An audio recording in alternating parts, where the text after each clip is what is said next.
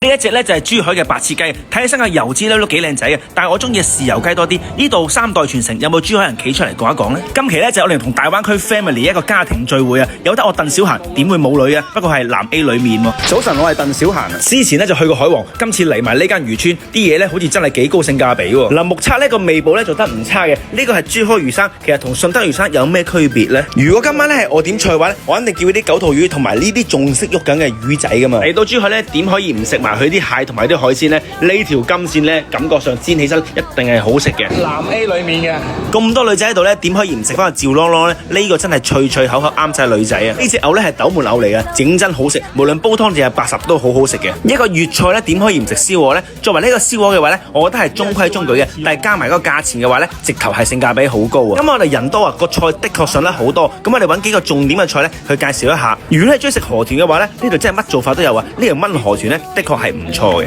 佢河豚嘅皮咧就有啲似杜蕾斯嗰啲網民避孕套嗰啲一樣，有啲鞋地嗰啲。如果講食材嚟講咧，呢度係新鮮嘅，所以做刺身嘅話咧，呢條金雕咧係冇得輸嘅。既然今晚咁多女咧，點可以唔食翻呢個豬腰生蠔雞子湯咧？咩叫囂張咧？呢度就叫囂張啦！一個煲咁大就追一條黃腳臘啫。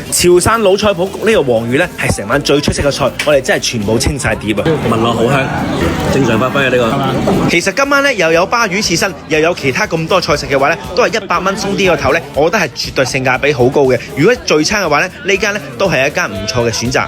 俾面點個關注咧！